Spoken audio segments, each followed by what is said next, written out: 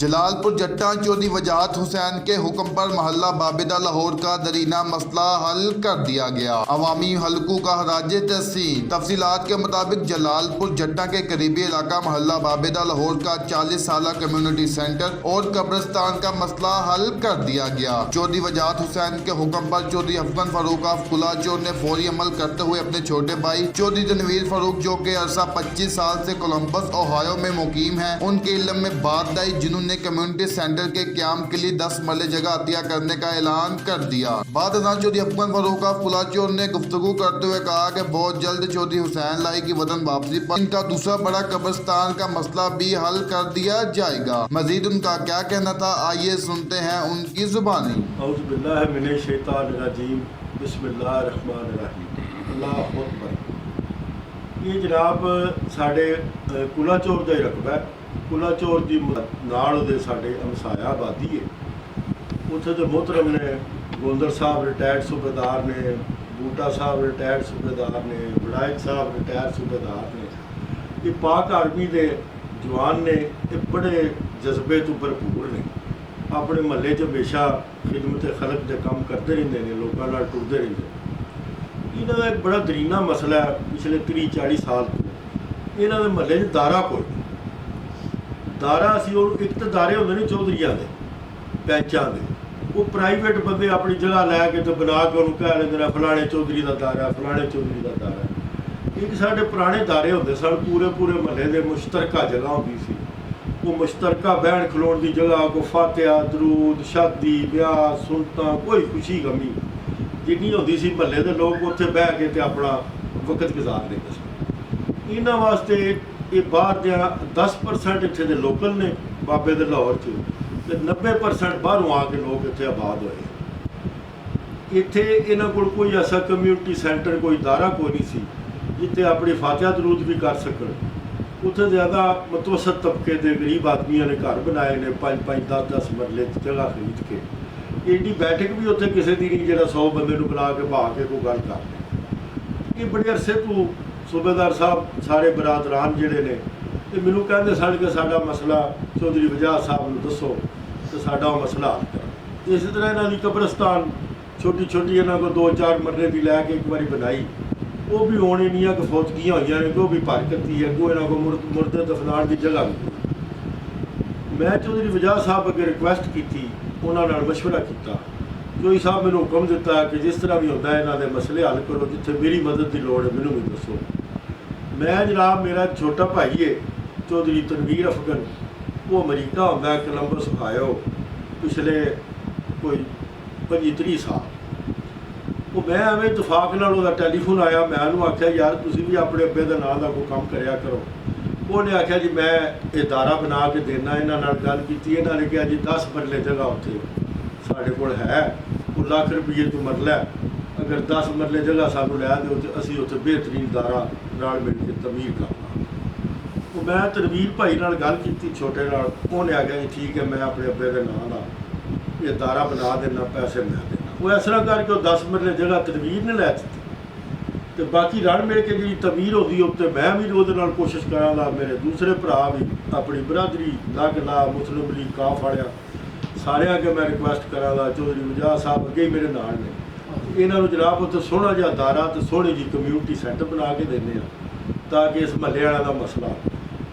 बाकी रह गई कब्रिस्तान की गल, कब्रिस्तान तो मैं भी कल मरना है, तुसां साफिया भी मरना है, तो इन्हां भी मरना। अगर महल्ले के लोग इस गल्ले मजबूर होण कि असां मुर्दा कित्थे दफनाना है, असीं उन्हां दा मसला हल ना कर सकीए तो लख लानत साडे ते साडे बाकी दे कामां ते।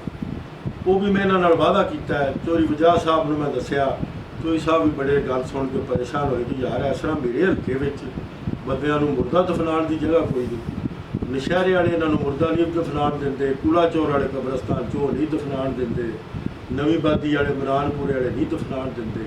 ये माड़े बंदे ने ज़मीनां कीमती हो गई ने, कित्थों इन्ना पैसे दी ज़मीनां लैके ते अपने मुर्दियां दा बंदोबस्त कर।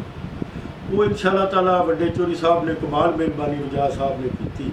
उन्होंने कहा चौधरी हुसैन लाई साहब जरा छुट्टी तो बैरूने मुल्क गए, वो जैसे ही वापस आते हैं तो मैं चैक करके हुकूमती लेवल तो जी मदद हो सकी वो ना हुई, तो फिर इस तरह असीं रल मिल के ਇਹਨਾਂ ਨੂੰ ਕਬਰਸਤਾਨ ਦੀ ਵੀ ਜਗ੍ਹਾ ਖਰੀਦ ਕੇ ਦਿਆਂ। ਔਰ ਮੈਂ ਇਹਨਾਂ ਮੁਅੱਜ਼ਜ਼ੀਨ ਨਾਲ ਵਾਅਦਾ ਕਰਦਾ ਕਿ ਜਿਸ ਤਰ੍ਹਾਂ ਤੁਹਾਡੇ ਦਾਰੇ ਦਾ ਮਸਲਾ ਹੱਲ ਹੋਇਆ, ਇਸੇ ਤਰ੍ਹਾਂ ਤੁਹਾਡਾ ਕਬਰਸਤਾਨ ਦਾ ਮਸਲਾ ਵੀ ਮੇਰੇ ਜ਼ਿੰਮੇ ਆਇਆ, ਚੌਧਰੀ ਵਜਾਦ ਸਾਹਿਬ ਦੇ ਜ਼ਿੰਮੇ ਆਇਆ।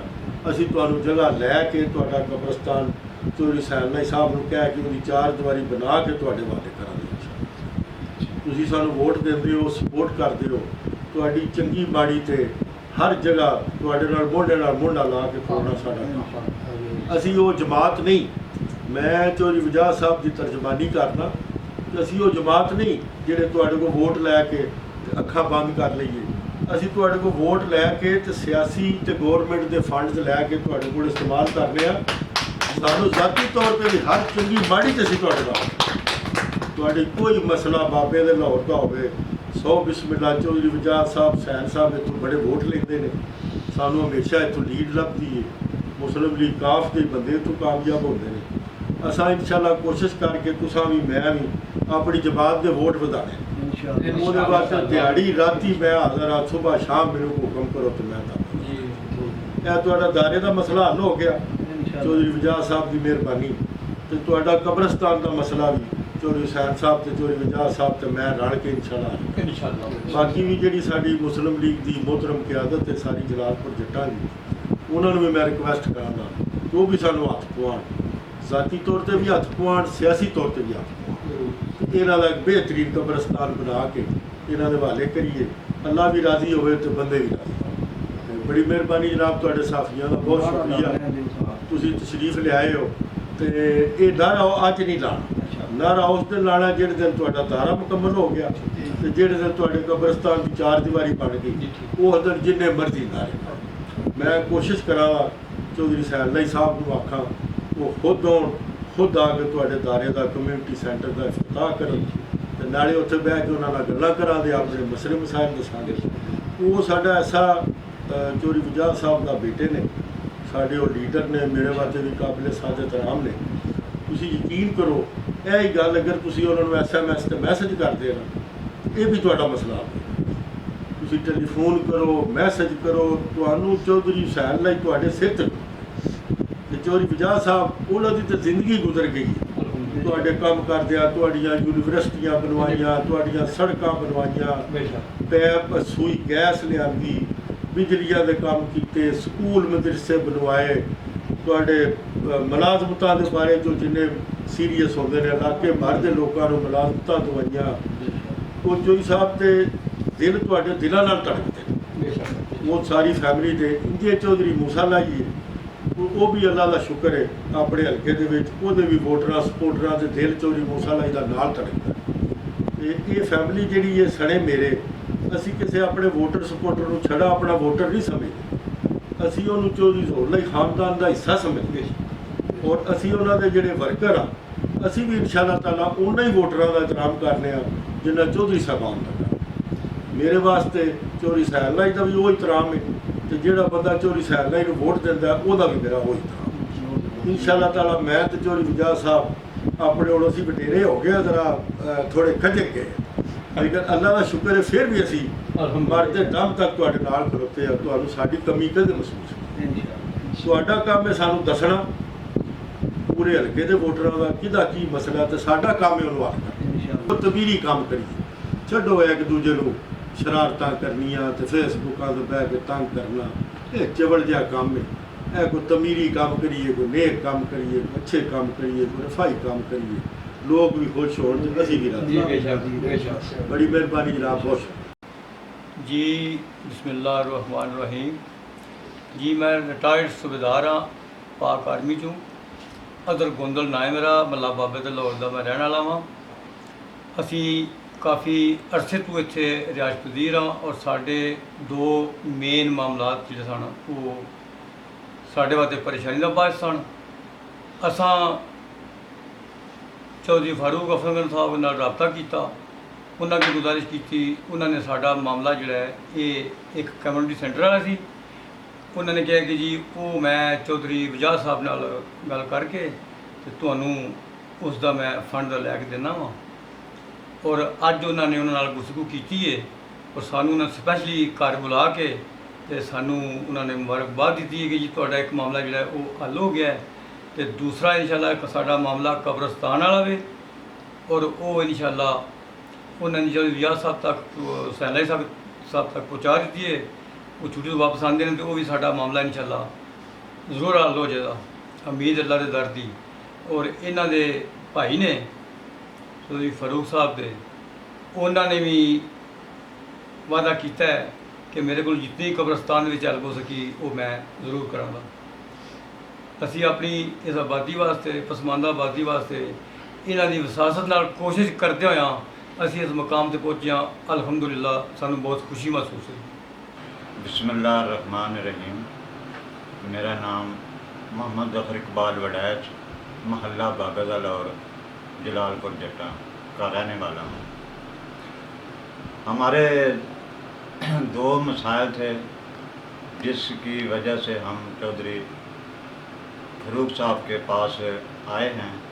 हमारा एक मसला था कि जहाँ लोग कोई फौजगी वगैरह हो जाए या और कोई इकट्ठ वगैरह हो, उसके रहने के लिए जगह नहीं थी, और लोगों के घरों की जगह जो है तंग है, इतने आदमी बैठ नहीं सकते फौजगी की सूरत में। इसलिए हमारा मुतालबा था एक जगह का कि वे एक ऐसी जगह हमें मिल जाए जहाँ पर सारे महल्ले के आदमी बैठकर वहाँ कोई फंक्शन हो वो अदा कर सकें। और दूसरा कब्रिस्तान का था, जो वो भी हल हो गया है। उन्होंने चौधरी रजाउल हुसैन साहब से बात की है और उनका वो भी मसला हमारा हल हो गया है। और उन्होंने 10 मरले जगह हमें दी है, और ताकि वो उसमें अपना जगह उसको बनाकर तमीर करके उधर अपना फंक्शन वगैरह जो भी करना है वो कर सकें।